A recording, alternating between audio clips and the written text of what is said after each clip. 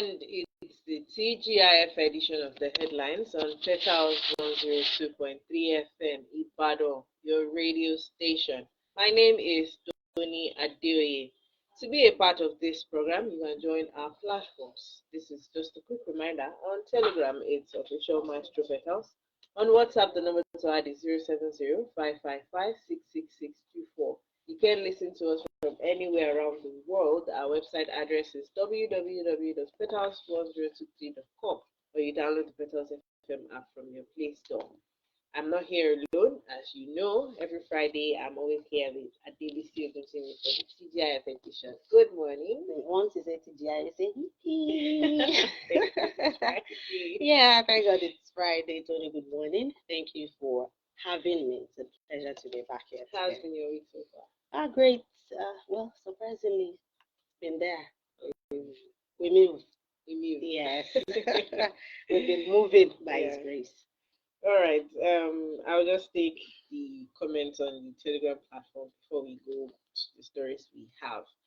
And I'm starting from here because this is related to part of the stories we took during the first leg. Sterling dropped the link to the news on President Tinubu announcing 8,000 naira monthly palliatives to support 12 million households for 6 months. And now I'm taking the reactions. Steve Bond said an extension of Buharinomics. Adewale Adeshokwe says, what effects will this have on price of commodities? How do we identify poor households? Throwing money at our problems will not bring desired solutions. And Idris Alao says, absolutely, our problems are not yet solved. Olabanji Lembola, are the 12 million households more Nigerian? I would never believe this kind of economic measure would have its way with Jagaban. So many questions that will make the proposed palliative fall flat on its face before takeoffs. This should not go on unless, of course, there are more to it than meets the eyes. Moshood Ahmed, you wouldn't have said it better. I expected the current administration to approach the issue on a fantastic and durable manner, different from the past administration. But here we are again. Politicians always have their reasons, Sha. God first says, poor nation, poor leadership, poor idea. African people, it's all about money. It's all about today, no future. Then Sterling brings another link to DSS saying they've charged Emefiele to court. Now, Grateful replies Steve Bond's an extension of Buharinomics, says, tell us if you have a better plan. Don't just criticize. Poorest of the poor will get the money. And Christopher, is this not sad? The court Tinubu apologists can't even deny or hide their disappointment now. This is too bad. What then is Emilio doing differently except adding more burdens and taxes? Wow. Then Lawrence replies grateful. Lawrence Omolire says, how do you determine the poorest of the poor? It will take the cash transfer under PMB regime if the intention is to cushion the effect of subsidy removal. I think they should think of something that will have impact on the lives of all Nigerians. And Toluwani James replies grateful, say, the beggars on the road, like the beggars on the road, that's the poorest of the poor. Then Christopher, in fact, I don't even know what to say. APC runs on propaganda. They are known as a party that burdens the people. Propaganda will only take APC so far. All right, I think these are just reactions. Okay, now yeah, they're all just reactions. Now, God First Prosper says, give man a fish and you feed him for a day. Teach a man to fish and you feed him for a lifetime. Ola Oshigba sends a very lengthy one. Nigeria's recovery might be a better bet than South Africa's. Two giants have faced a decade of wars, but one has of turning a corner. If you're interested in reading, please go to the Telegram platform. It's currently the last message from the base. Now, the question we had from Mr. Goodluck during the first leg when he called, he says, how would we know the vulnerable Nigerians? That's the first. I think he should. how do you think the government is going to identify the vulnerable Nigerians that to get the 8,000 naira for 6 months? It's a question to ask, really, because the last administration had a similar program, and it was a lingering question that the administration failed to give satisfactory answers to. If you are saying you are going to transfer 8,000 naira monthly to vulnerable households, the poor of the poor, the most vulnerable of the vulnerable, how do you determine which household is poor? How do you determine which household is vulnerable? Well, we should expect that government should have a data, a reliable data that the government wants to work by or work with. But the truth of the matter is, going by our antecedents, going by our experiences, we don't think we have such in Nigeria. We saw how monies were distributed in the past administration. We saw the trader money that was given cash. We saw the farmer money that was distributed cash. And we saw how Humanitarian Affairs Minister distributed cash, the 5,000 naira to be given to the poor of the poor. Up till date, we do not have an account of how many people got that money. We cannot account for how many households got that money. For one, I haven't been able to get someone that told me or tells me that, okay, I got this at this particular point in time, and I don't think you have someone that told you that he or she got that certain amount at any point in time in the tenure or in the lifetime of the past administration. So our question that we are asking this federal government now is, how do you determine the poor of the poor? You know, I always ask that, okay, this fuel situation that you want to mitigate, the impact of it is what you want to mitigate. This poor of the poor that you now want to start giving 8,000 naira to, and you rightly say that they are the ones affected by this removal of fuel subsidy. Can we rightly say that? See, if that is a program that you want to embark on, you don't have to name it as a palliative for the removal of subsidy. If you want to really and seriously address the impact of the removal of subsidy, I think the federal government should be looking at how to mitigate the effect amongst the middle class. Yes, because the middle class, I would say that they are the most hit. They are the most hit. Yes, we have the poor of the poor. They've always been there. And even the Holy Book says they will always be with us. You understand? If you have a program for them, like this transfer of 8,000 naira, even though I honestly do not know what 8,000 naira can do for a household, and what is the size of the household you are talking about? Is it a father, a mother, and a child? Or a father, 2 wives, and 10 children? Or a father, 3 wives, and 5 children? I don't know how you want to determine the size of the household that will now make you think that a blanket 8,000 naira will be okay for all the poor households.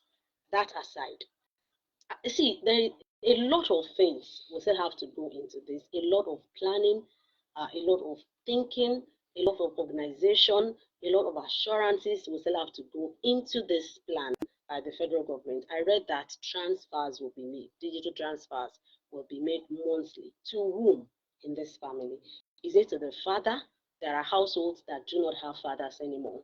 There are households that, I don't know, who is going to be responsible for the collection of that money on behalf of the household?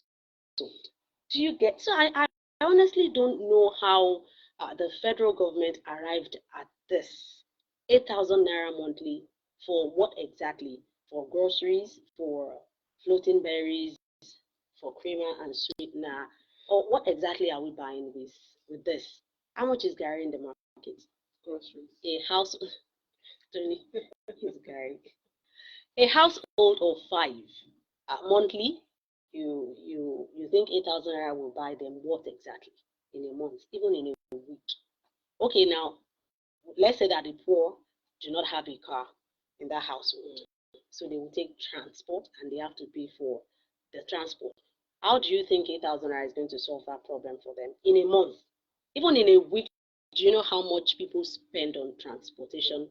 You know how much we spend on feeding ourselves? You know how much we spend in transporting ourselves from one place to another? I honestly, so, but see, we cannot just be all negative about government policies. I listened to you. Someone said I think the supporters of this administration will be counting their something like to that effect, that they will be counting their losses or they will be regretting by now. No, I want to. Yes, no, it's not. See, no matter how much you support a government, everybody is going to collect. Let me use the word. So it's not even a matter of support or no support at this time. We are all here together.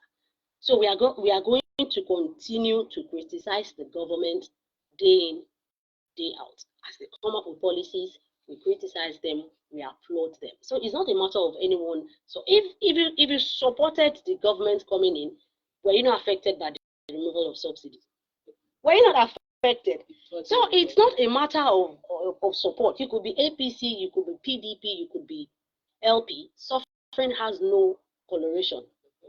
It does not. So does enjoyment. Enjoyment too has no coloration. Political, tribal, doesn't. Religious, it does not. So anything that affects one affects all. So we are going to continue to. I was saying that we cannot all be negative about this thing. I honestly, I just want to believe, like I always do, that this administration knows what it's doing, and they will find a way. See, we are always very skeptical about schemes like this because we know ourselves in this country, and we know that monies like this don't always get to the desired beneficiaries.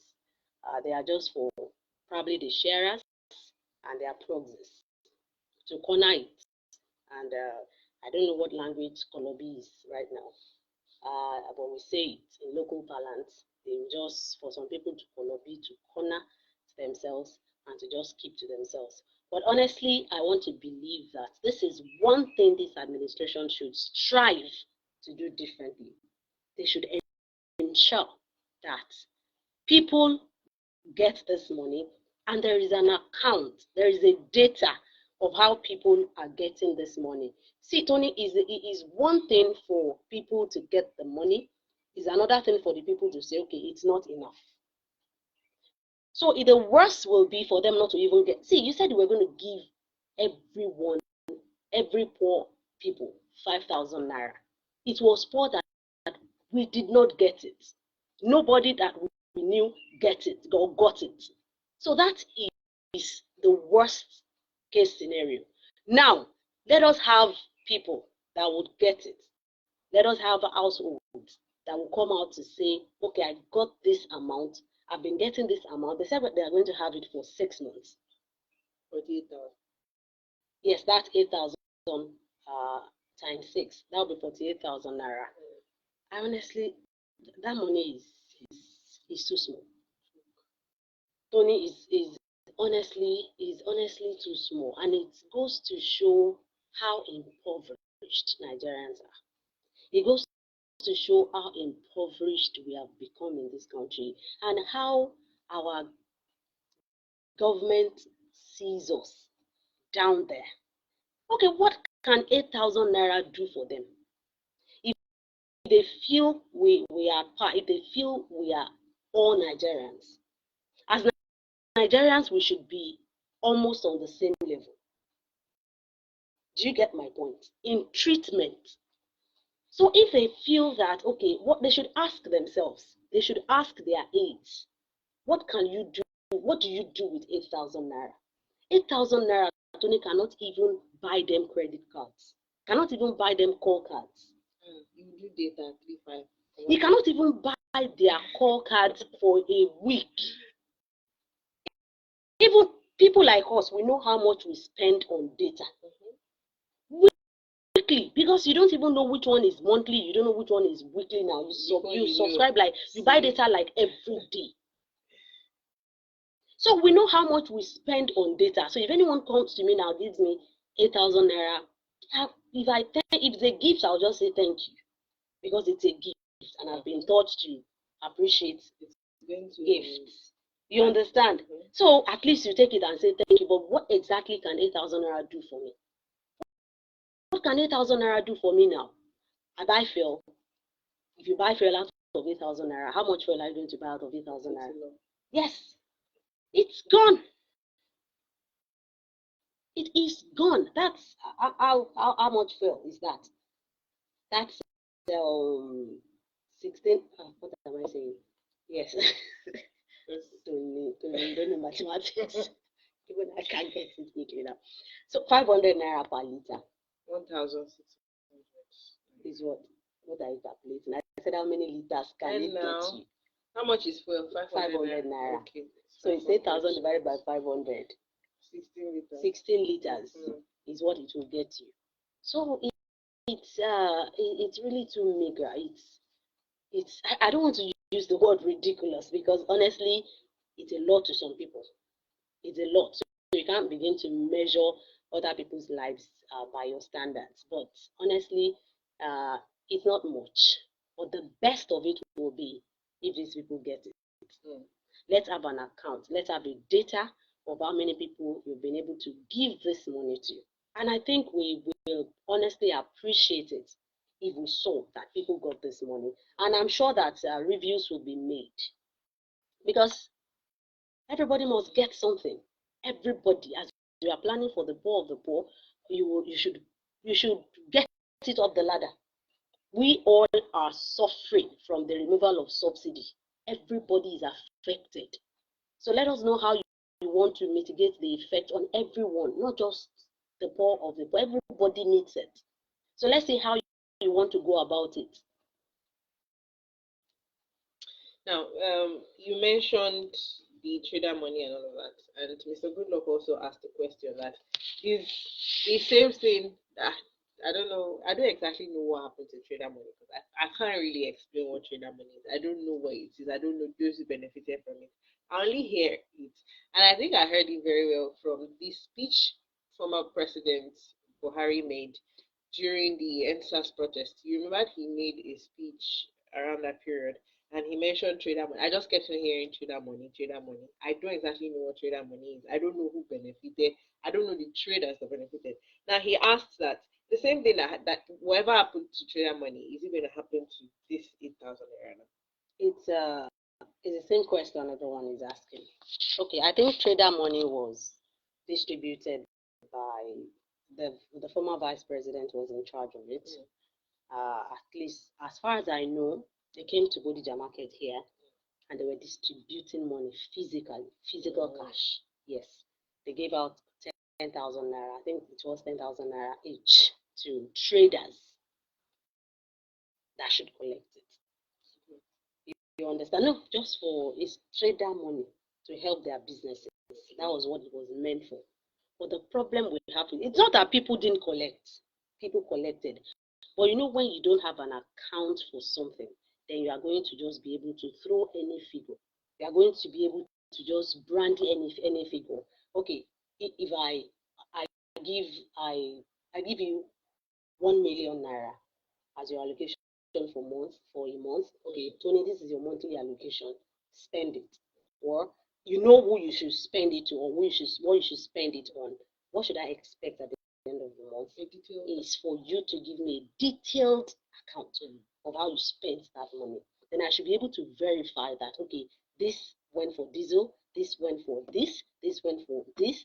You get my point. But if I now give you that laxity to not give me an account of it, then you can pocket as much as 800,000 out of that 1 million naira and tell me that we have given all. In fact, we even borrowed from our money to add to the 1 million you gave us. Do you understand my point? So it gives room for, I think it's a deliberate thing we do in this country. We deliberately leave lacunas and vacuums for corruption. We deliberately just leave it. They will see the roads that they keep constructing and rehabilitating. Every time they will just, once you pass the road, you will see one thing or the other that they have not done right. They will deliberately just leave some part of it. They will deliberately just leave something that will encourage corruption, that will always cover up for corruption in this country. That is our style. Even in our immediate families, the nuclear families, the smallest units of the society, accountability is key, very important.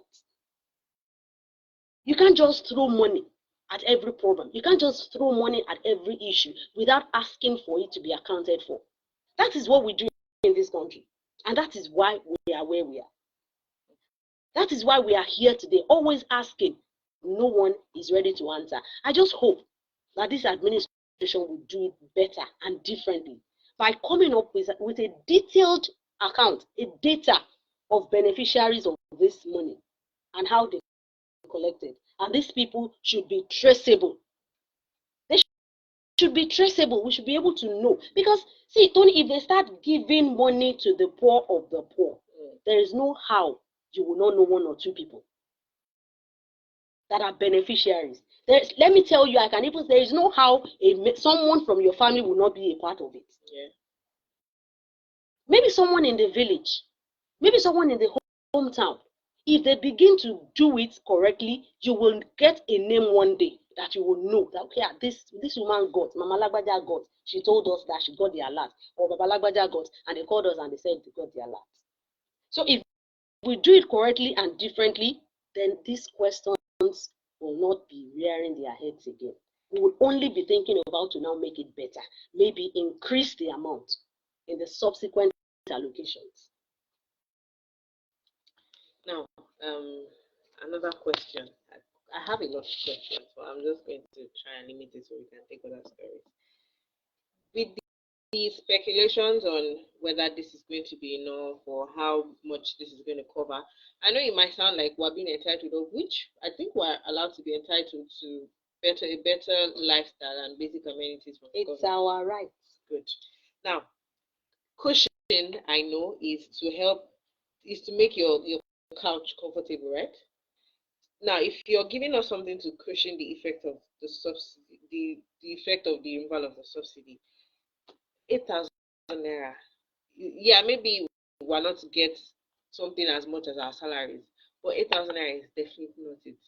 Now, if they insist on giving us money or sending money to 12 million households, how much do you think would be enough or would be manageable? Well, Tony, honestly, no amount will be enough. No amount can be enough. If you transfer 1 million to every household monthly, we will manage it. We will say thank you. But what we are saying is that's why they have advisors. Mm-hmm.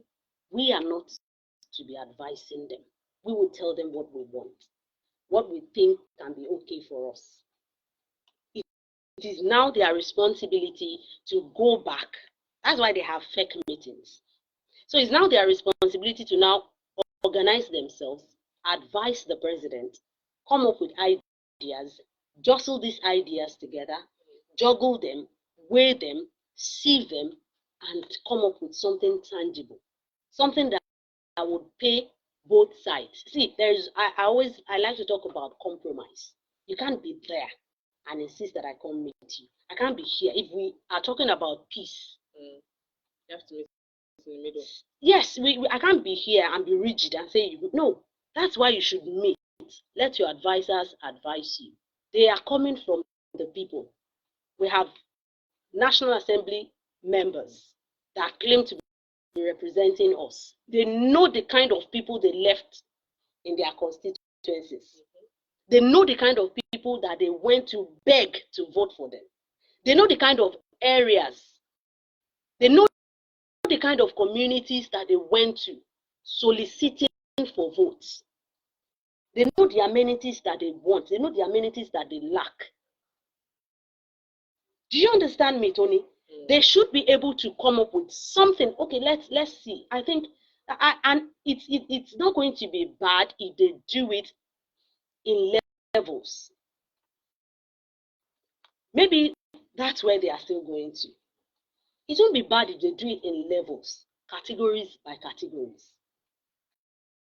They know these people better. See, you cannot be here.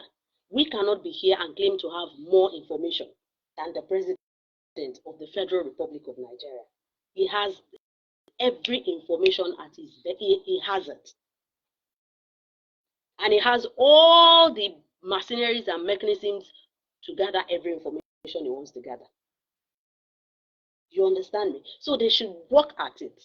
See, no amount can be too much, but there is definitely something that can be too small. Because we understand the dynamics of the market. We all understand what the market is saying. We all understand the English that foodstuffs are speaking. We understand. We understand. We see them.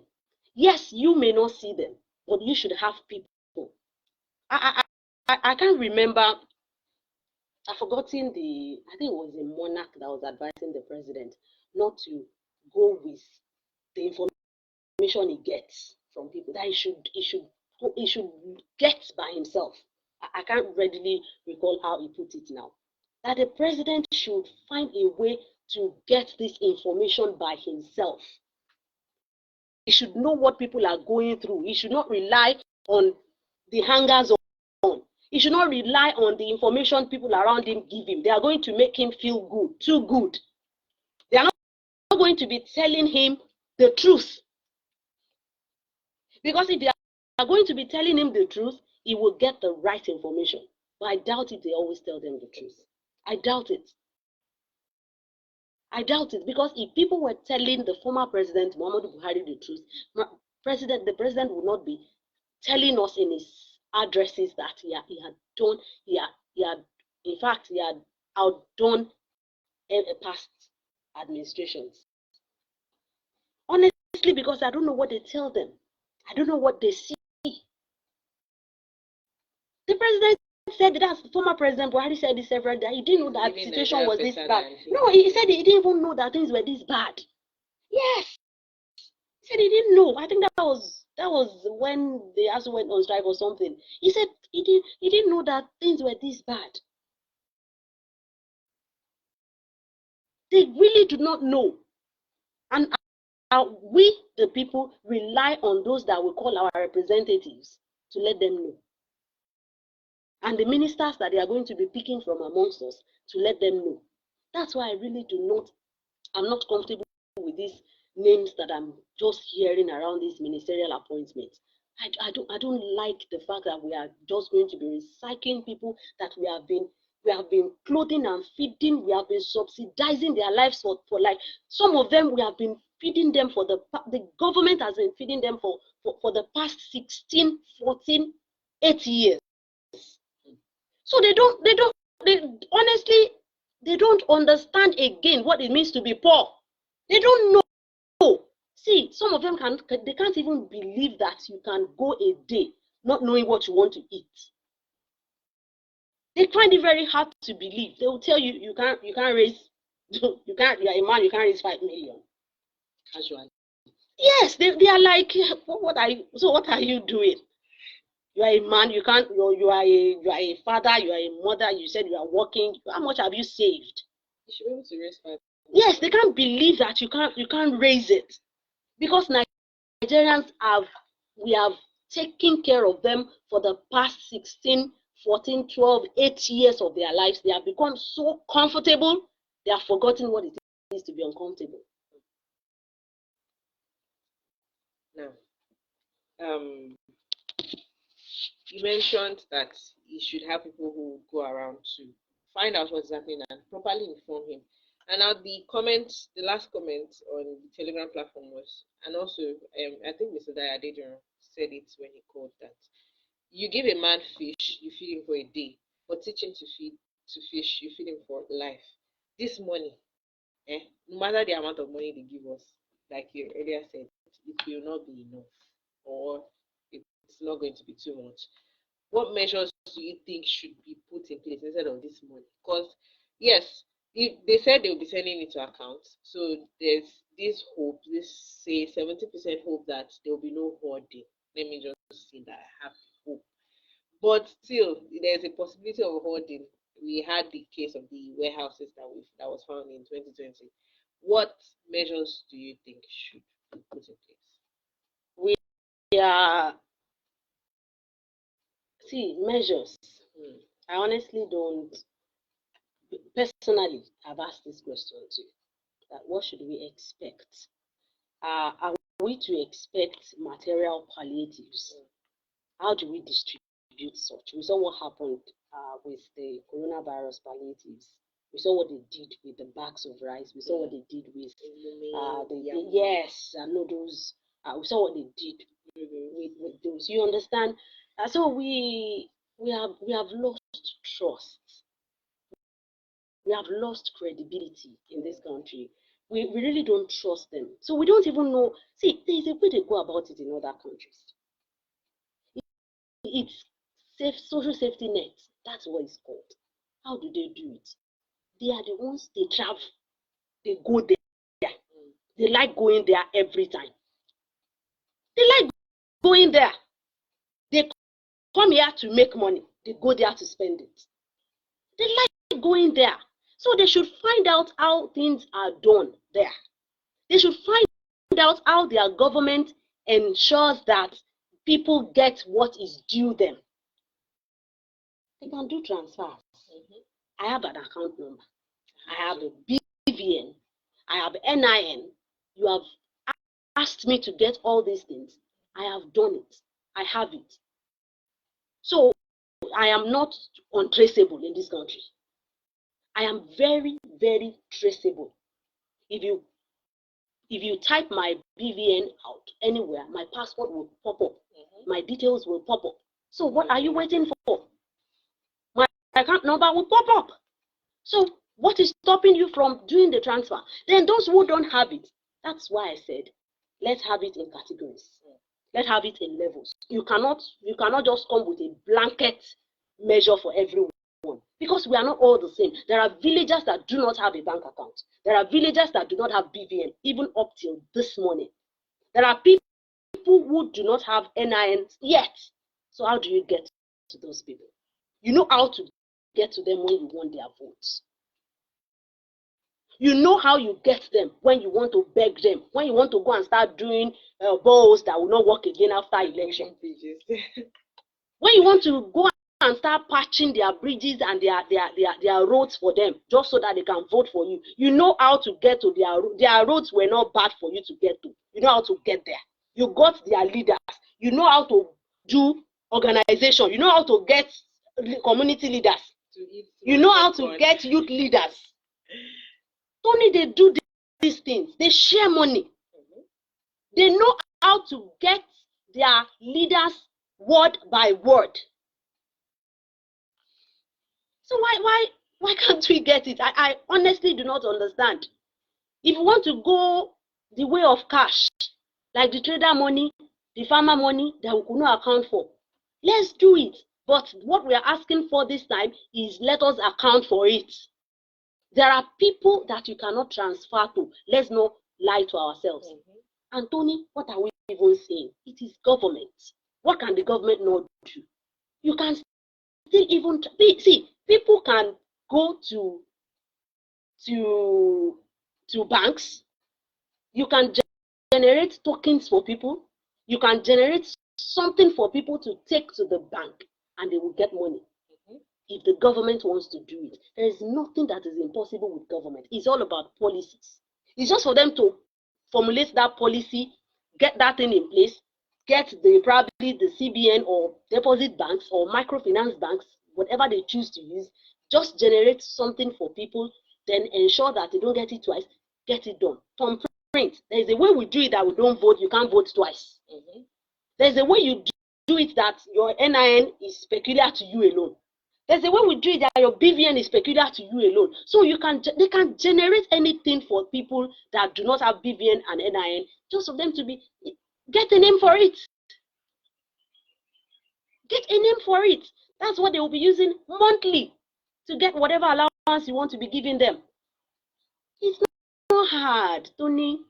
It's not hard at all. The government can do whatever if they really want. It's the willpower that we need first. One of the callers also during the first leg said there was an information that he heard from another radio station. I think maybe also a message that IBEDC says those who already bought credit for their meters to keep at home so that in case they increase tariffs, that they have to recharge them before 4th of August. That they're going to the credits for their meters that they bought, that they are keeping. You know, some people went to buy because of the said increment, that they should recharge it before 4th of August, that they're going to lock, or they're not going to be able to load access for a while, what they have meter or access it or something. I don't understand. And that there's going to be an increment, because I have this report from the Nation. Electricity distribution companies have told Nigerian Electricity Regulatory Commission that tariff increase will become inevitable should the Nigerian Bulk Electric Trading Company be allowed to increase its price by 30%. So apparently there's going to be an increment whether we like it or not. Now the caller was asking what are they trying to do to Nigerians? That is it that the one they recharge would not, the one they already bought would not be working, they will not be able to recharge it or something. He was actually confused, like I am confused. Well, I have known that increment is inevitable. Once they have mouthed it or mounted it, there's no going back. They can only they stopped it at the time because there was the outcry about it. Then they came out to say that they never said they were going to increase. I knew they would still come back and increase it. But this blocking of those that have bought credit tariff is what I honestly do not understand. Is it that they will not be able to use the ones they have bought when it's time to insert the cards? I don't know. So they want to force people to go and load before July when? August 4th now. Let's see. Because I honestly I don't get it. I don't understand it. But one thing I'm sure of is that they are going to increase it. Barely 6 hours after the Federal High Court ordered the Department of State Service to either arraign or release suspended Central Bank Governor Godwin Emefiele from its custody, the DSS last night said it had charged the top banker to court. And now they said they had charged him, but they were not going to give details on the charges levied against him or what court. Like I said during the first leg, I don't know how the DSS operates or how secretive it's supposed to be. I know it's a secret service. But shouldn't we at least know or get from them that, oh, he has been arraigned on so case, on so suit, in so court? Yeah, I saw the news yesterday that they have arraigned him, that they charged him to court. They didn't say the court on what? I think we should just give them time. I want to believe they hurriedly charged him. They hurriedly charged him yesterday because of that court order. I was giving them 7 days ultimatum to either charge or release him. You understand? So they probably hurriedly just had to come up with something. So maybe before the day ends today, we honestly will hear from them what court and what charges. Now, the Speaker of the House of Representatives, Abbas Tajuddin, Honorable Abbas Tajuddin, has said that National Assembly members aren't as rich as Nigerians are made to believe. He says, you are aware that the parliament is the unsung arm of the government. A lot of things that people are fed with, you are the cooks. It was speaking to newsmen. We are partners in Nigeria's project. That's why we were invited. The arm of government is not as rich as being projected. You have heard that members go home with 30 million naira every week. You also hear that Nigerian parliamentarians earn much more than American parliamentarians. It is only you that can help right this wrong. Whilst we are not prepared to hoodwink the media, but are pleased to ask you to give out the correct information. Please make use of the ad hoc committee, relate with them, publish what is true. It will be better for us. We have no other country. Now, they might not be actually as rich as we think, but are they as almost as rich as we think? Well, they might not be as rich as we think, but they are not as poor as they want us to think. Okay. We know they are not as poor. See, honestly, one thing we should get for sure or for a fact is that Nigerians don't care how much anyone collects. We honestly don't care, Tony. Or do you think we care? I don't. We don't care. We know that is an elevated position. You are entitled to what you get. Of course, the revenue mobilization and allocation fiscal commission (RAMFAC) is there to ratify, to suggest, and to calculate these earnings and to give you what is due you. We know. We honestly do not care how rich or how poor you are or you want us to think you are. What we are concerned about is, are you doing what we have sent you there to do? Are you doing what you promised us to do? Are you doing that representation? Are you legislating for us? Because if you are doing what you should do, Nigerians will be so comfortable they will even forget about what you earn. That is one thing I am sure of. Nigerians, once we are comfortable, we don't care what the next person is earning. Yes, there might be cases that you probably have to answer, lawyers will do their jobs, but an average Nigerian does not even care. An average Nigerian does not even know you. Apart from they just know that, okay, we have our senators and our reps, because you come to seek our votes. That is how much some Nigerians know about legislators. It is when they come to seek votes that they know them, that they exist. They don't care. They don't even know if they are collecting salaries. They don't know what they are collecting. It takes some level of education for a Nigerian to know what the legislators are earning. So, honorable speaker, sir, nobody, we are not. Okay, let me not use the word nobody. Let me just say, most of us don't care how much you collect. We don't even want to know how rich or how poor you are. What we are concerned about is, are you doing what we have sent you there to do? Are you doing what you promised that you are going to do before you were voted there? How are the lives of your constituents that you left behind? Some of them, their communities are so bad they can't even go back there for Odo. They can't even go back home. Some of them go to Lagos. Some of them they stay back in Abuja. Some of them go out of the country. So, that is the concern of your constituents. That is the concern of Nigerians. We don't care how much you earn, honestly. We don't. But we know that you are not poor, and you are not as poor as you want us to believe.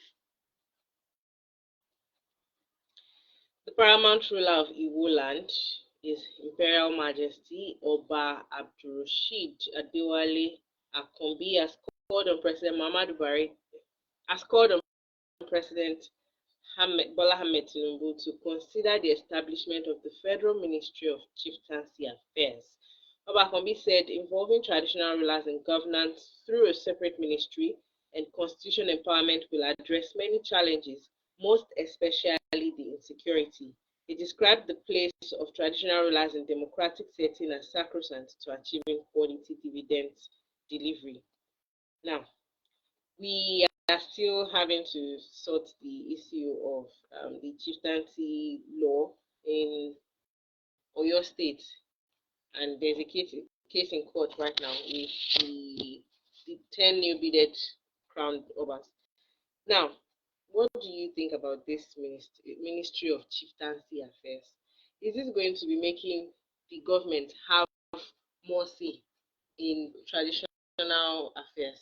They have it at state levels, and I think that is what the Oluwo is considering to be done at the federal level. They have it at state levels. But if we ask ourselves, how have we fared at state levels? Uh, an example of how we have fared is what we are seeing in Oyo State right now. You know, I always ask, where does that influence stop from the government to chieftaincy matters, to ownership matters? Where does it stop?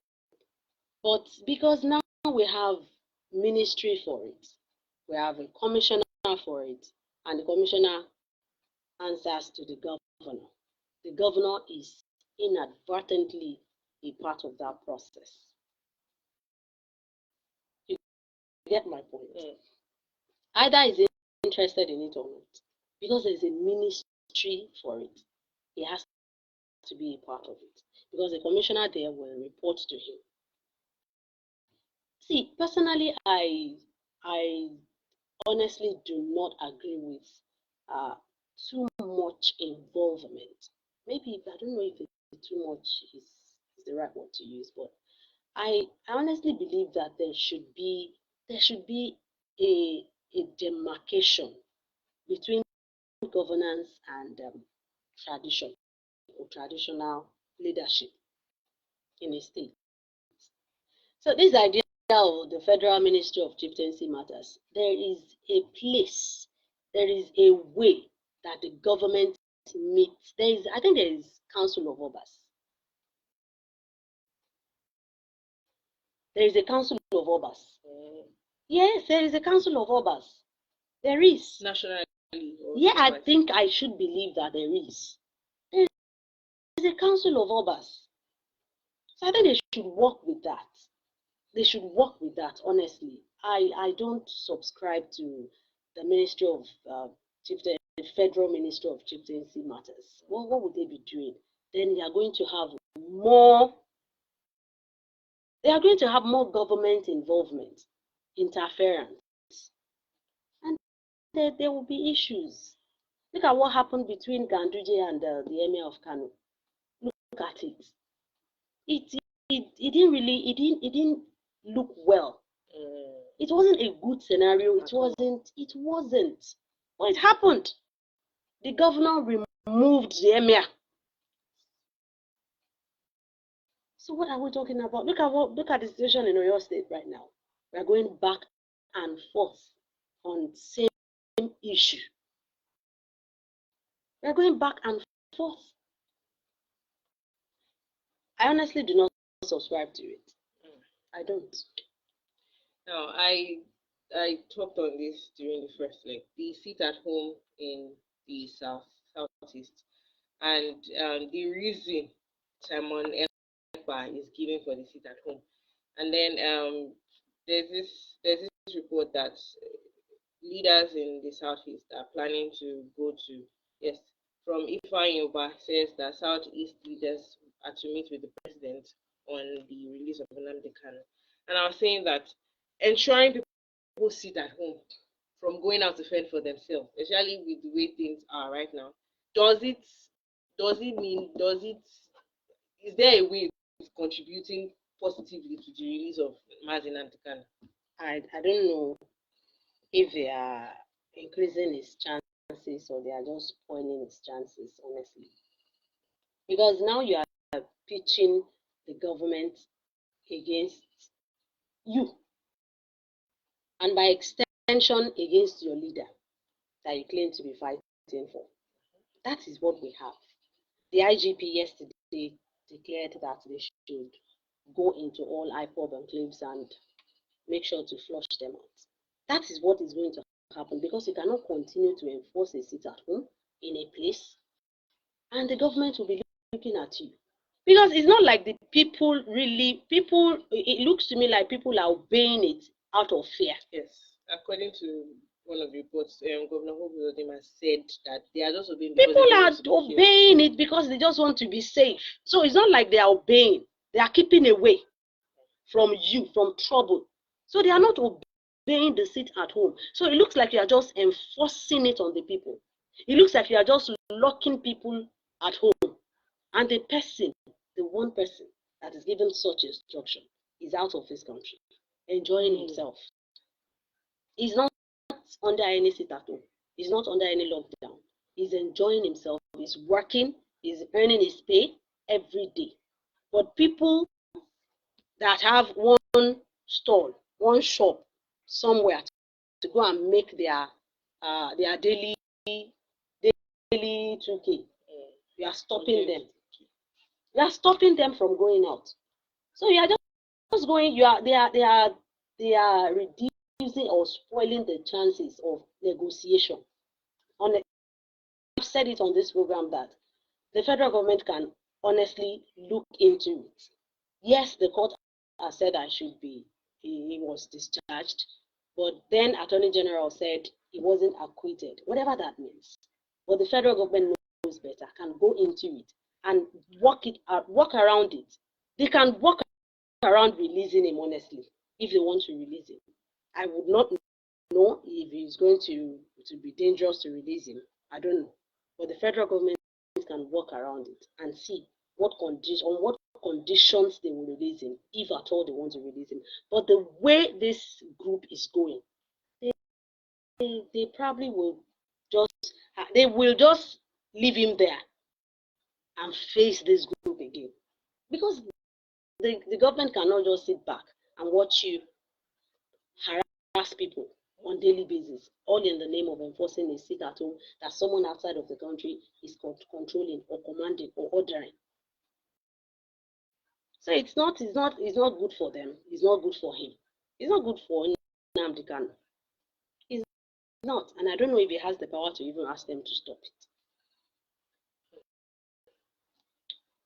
The Federal Competition and Consumers Protection Commission has said it should delete any loan application harassing customers and ask Google to permanently delete such app from its app store. This was in response to the continued harassment and defamation being meted on Nigerians by these digital lenders. It was also the newest measure implemented by the federal government to protect Nigerians from the activities of these digital lenders. Now, I for one have had multiple calls from different digital lenders. I did not at any point borrow money from them. Know this.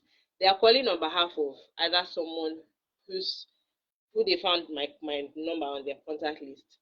And then the way they call you, you feel like you've done something wrong. The way they question you as if you're a criminal and all of that. So I for one, am in agreement with this. But I will be sincere and say that they've come to the aid of a lot of people, these digital lenders. But do you think there's a way they can carry out their operations properly in such a way that, because I know these guys, when they borrow money, the interest keeps rising. I know of somebody who borrowed, I think, 30,000 before the end of the month, or in 2 months, it was already 70,000 that he had to pay. And their ridiculous interest and the way they harass people and harass their contact list also is one thing that really means they should shut them down. But do you think there's a way they can better properly carry out their activities? Because these guys have come to the aid of a lot of people, sincerely. If you are going to borrow money from, because it's good to be fair. It's just the way to go. If you borrow, you must pay. Now, before you borrow that money, you saw all the conditions. They didn't tell you that they will be sending your pictures, they will be posting your obituaries, they will be calling. Of course, but you knew they would call because they collected numbers. You understand? Of people close to you. People collect them. They have access. Yes, they can access, and they will ask you if you are downloading that app. They will ask that can they access your contacts. Then you give them the go ahead to access the contacts.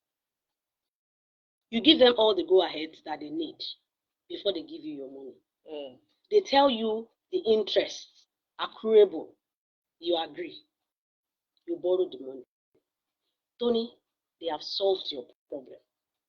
If everyone that takes money does not pay, how do you get money? How do you get money? And I'm sure they don't start harassing people before they are due payment. See, we'll talk about the harassment later. All right. Like I always say, you can gauge your action, but you cannot gauge my reaction to your action. You have the right to determine where your action stops, just as I have the right to determine where my reaction stops. If you feel my reaction to your action is too much, we find a way to talk about it. You can't force me. You borrowed money from me. We have an agreement. See, that money, they want to use it. They want to give other people that are in their need, just like you are when you are borrowing that money. If you cannot meet up that time, there should be a way. You should be able to write to them. But Nigerians don't do that. And let me tell you, Tony, the truth of the matter is some of these people, let me not use most, of these people who borrow this money, they borrow it with the intention of not paying back. They do not want to pay it back. Some will borrow the money, they will destroy their SIM cards. They will borrow it, they will not use that card again. They will not use that line again. They will tell you that this bank, I'm owing them, don't send money to this account for me. Don't send money to this account for me. I'm in deficit there. That's it. See, these people are lenders. Yes, there can be regulations, there can be limitations to how they recoup their monies, but honestly, the people that are borrowing should be spoken to also. See, you are talking about them because they are institutions. Let's talk about individuals. Loan sharks. Yes, that's how you see them. But they are not loan sharks when they were giving you that money. When you wanted to pay that school fees, when you were almost dying, when you wanted to pay that hospital fee, when you wanted to meet that need, Tony, they were there. They gave you that money. You collected it. You promised heaven and earth that it. In fact, just is let's look at ourselves. When people come to borrow money from you, they will promise you. In fact,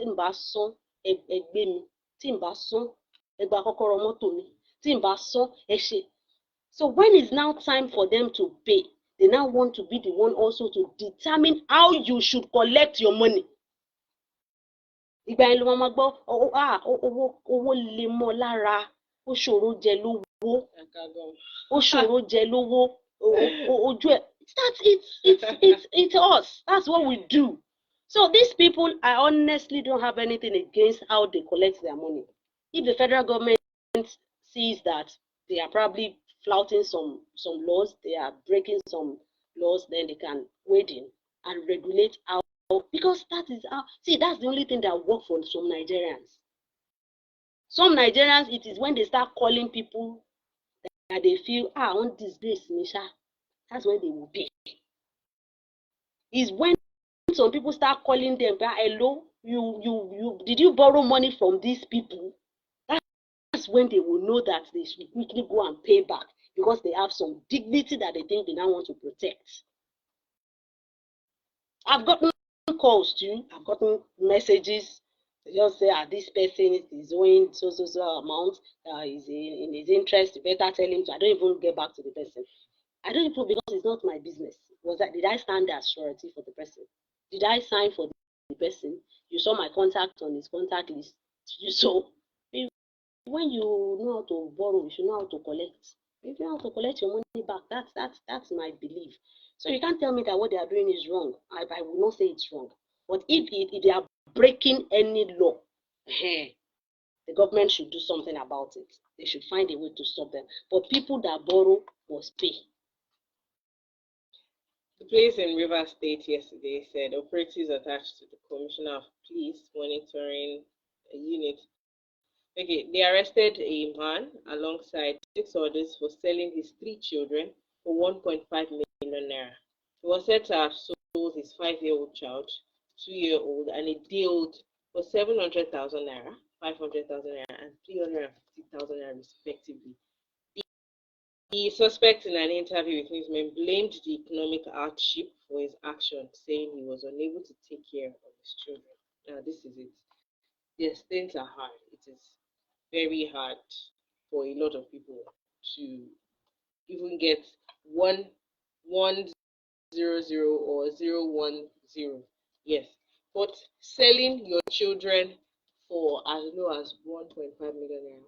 The person buying, what you want to use a 1 year old, let me be sure of the age now. A day old, a 2 year old, and a 5 year old. What do you want to use them to do? Even if the person needs children and all of that, I don't think this is the right way to go about it. It's not the right way to go about it. But if you ask what they are going to do, they sometimes sell them to people who need children and they don't want to go through the legal rigors of adopting. You understand? So they probably want to just buy and take take the child. They pretend to be. We see them in movies, so they pretend to be pregnant. They stay away for some time and they'll come back with a day old, of course. She must have been pretending to be pregnant if they are not planning to use them for any sinister purposes. You know, they will do rituals too. They do stuff with them. They do a lot with them because we can't say they are trafficking. I don't know if that is trafficking also.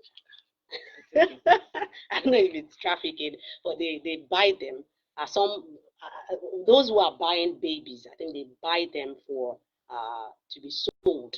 Some buy for themselves and some buy for the purpose of reselling. Because we have we have baby factories now. We have baby factories.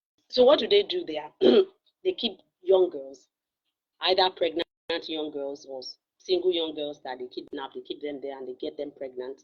They bring in boys or men to be sleeping with them constantly so they can be pregnant and be producing children. So the children they sell for whatever purpose they are now selling. Of course, we can have different people. Couples go there to buy.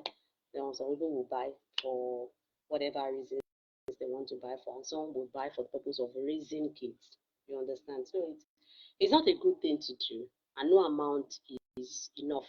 You said there is able to sell as low as no amount is enough to sell your child. No amount is enough, and I am happy that it is an offense. Yes, I'm very happy that it's an offense. It's your child, it does not mean you can sell the child. So the government should always just take it up. And because it's the height of wickedness. You are not giving up the child for adoption. You are not dropping the child where it can be taken care of. You are selling off the child. It's um it's wickedness. Now, the man said he sold the children at intervals and used the proceeds to open a salon for his wife with hearing and speaking disabilities. He also confessed to being intercepted by vigilante group, um, where he was then handed over to the police. So apparently, his wife has hearing and speaking, yes, hearing and speaking disability. So even if she wants to say anything, there's no how she will say. Even if she wants to, if there's no how she would have heard. Maybe she just noticed that her kids disappeared, and then boom, she owes it. So it is the guy that was actually even saying, see, so he doesn't even care what they are using the children for. He just so he has sold three. At intervals. 700. They are commodities to him, so he would sell. And was the wife not asking about the whereabouts? How will she ask? She has speaking and hearing disability. Was she blind? She does not know that the child is missing. How were they communicating when they were sleeping with each other, bearing the kids? And what are you saying? And she should ask with the same way you ask. No, Abby, I don't understand you. So you have hearing disability, you have speech disability. You do not know that your children are missing. You don't know that the first one got missing. They looked for the first one they didn't see. Your husband came, opened shop for you. Okay, maybe he was comforting you. So the second one again, missing. You cannot raise an alarm. Then the third one, they might have told her that maybe the baby died. You know, it's just a day old. Yes. I cannot excuse her. I cannot. I can't. How can you say, oh, she's deaf and dumb? She does not know that her children are missing in the house. I do not understand you, Tony. I don't understand you. Okay, now I saw this video of a lady. Tony, someone is saying here that so I derive it Tony later more. I am No. No. Exactly. So no amount you can't say that that low. It's not even about that low. It's the idea of even why. How would you? There's always say okay, one should pray not to be in that situation. I honestly don't know. How would you? So you who are you now going to enjoy the money with, or why do you want to have money in the first place? Is it not for you to be able to take care of your children? So you now sell them. Why don't you sell yourself? You can see, you can sell yourself. Yes, you can sell yourself. Your wife will not know, or your husband will not know. Just tell the person that, see, oh, why are you laughing? I am here. You know where I am. Come back for me. Take this money, go and give my wife, or go and give my husband to take care of the kids.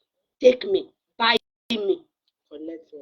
Very, very, very simple and easy. Nobody is going to question you. I don't know if that is an offense to under the law. Our lawyers should please enlighten us. You want to sell yourself, you can sell yourself. Why would you be selling your children? How can you be selling your children? No. A lady explained her experience, or yeah, it's her experience. She ordered for some gadgets from outside Nigeria, from the abroad, and then the company that was to help deliver it from where she got them to Nigeria. I don't know if it's okay to say. Let's just keep the name. They were supposed to bring it to Nigeria and then from there get it to NIPOST, then NIPOST to get it to her. Now she said it was taking too long, as that she ordered it for it in March and she was told it was going to take 2 weeks. But it was getting to 3 weeks, nothing, and then she kept on contacting them and they told her it was in transit, it was in transit. Then she said she kept on tracking, she kept on calling. Then later she was told it was already in Nigeria. And then she was calling the numbers in NIPOST website, but there was no response. And the only one that was picking up was telling her that it was still in transit. Now, March, April, May, and all of that. Later, she was told that that got into Nigeria, they were checking in the customs and all of that. And then she said she got a call from customs that her package was no more weighing what it was said to be weighing from its origin. That from 7.5 kg, it was weighing 4.2 kg. And then she said she ordered for laptop, power bank, mouse, and other stuff. And she said her laptop itself was 3.5 kg. So if the package is now weighing 4.2, that something must be wrong. But she just kept on with it, and then they even told her to pay some fee for delivering and all of that. So she was like, when she finally got to NIPOST in her state, she opened it right in front of the manager there, and then she found out that she actually saw the video. It was empty carton of the laptop, of the mouse, of the power bank, and then the only thing that was left were lipstick and cosmetics that she ordered. And you needed to see the video. She was crying. She was like, she needed them for school work, and that was why she ordered them and all that. And I went to check the comment section, and the comment section was not sitting well for the NIPOST office.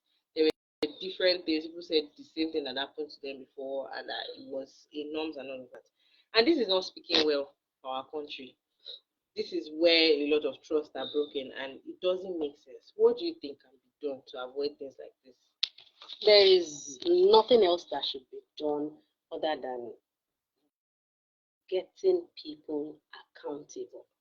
See, when there are no consequences, even the Bible says it that because because punishment against an evil deed is not speedily executed, the eyes of men are set to do evil.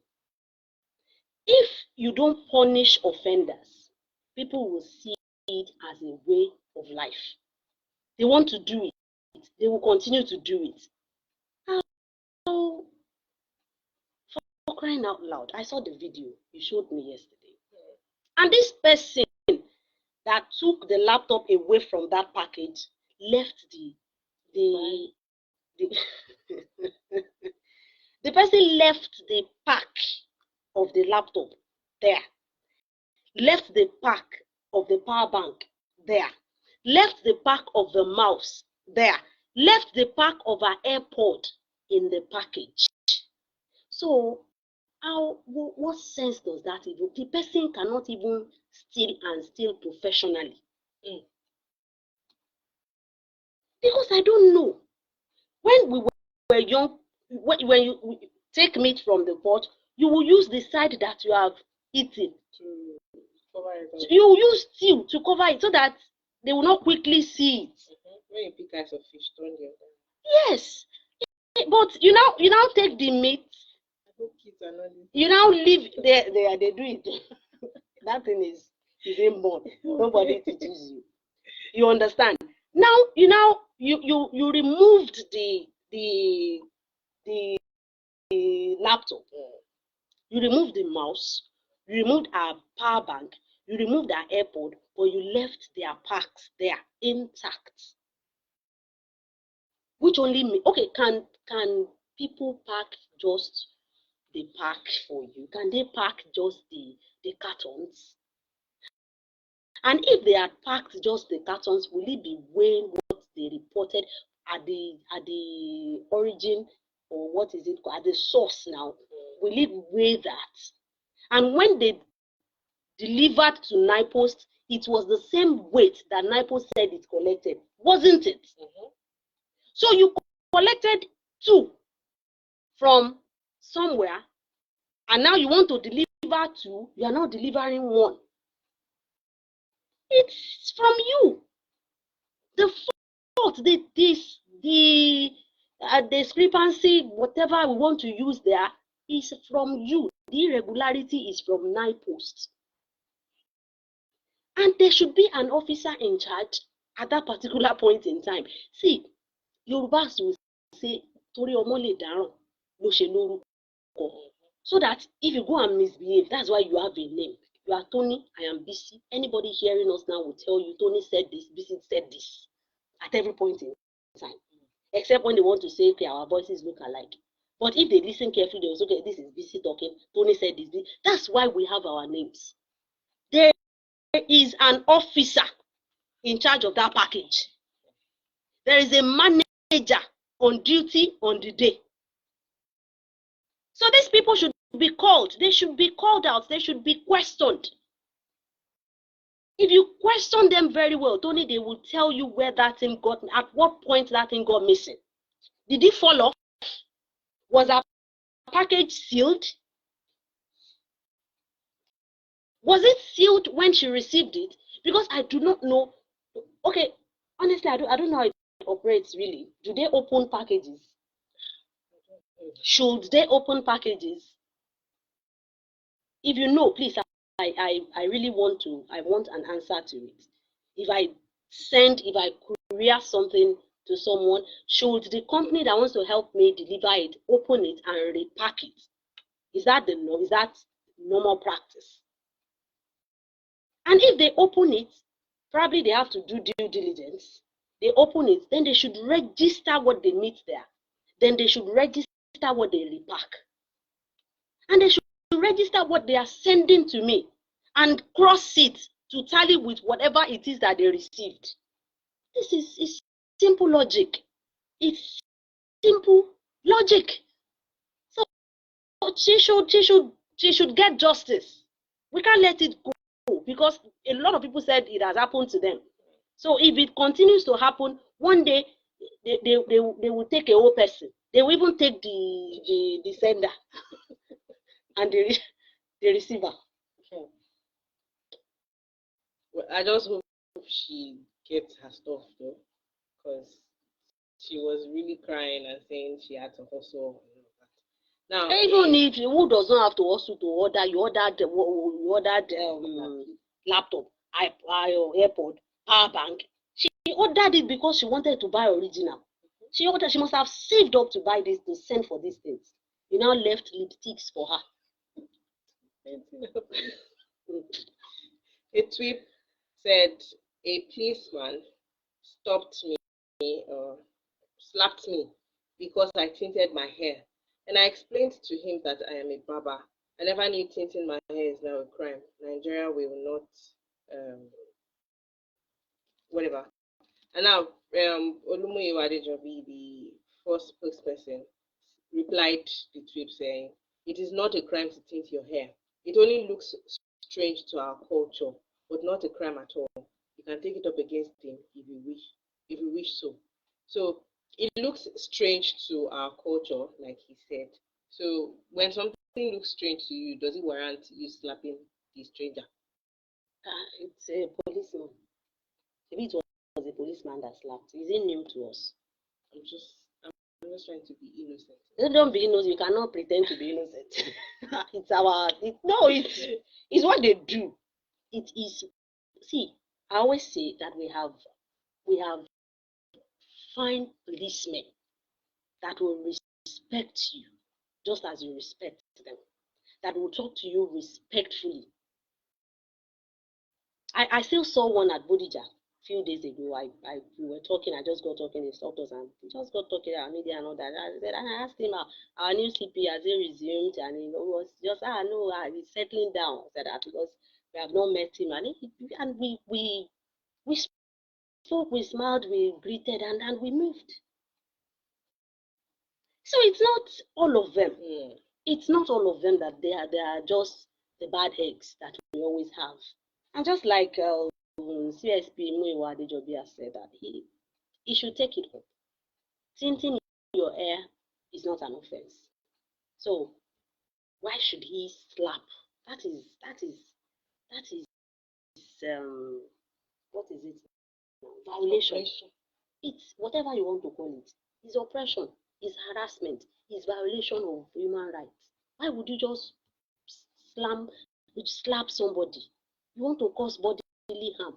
What is the voice? Now I'm talking like a lawyer. You want to cause bodily harm with the intent to cause bodily harm. I don't know. No, I'm not right. Don't get into trouble. Someone asked in the comment section that since when did the police who are supposed to protect lives and property of our culture? Well, they should be. They are. See, anyone that is upholding the law at every point in time is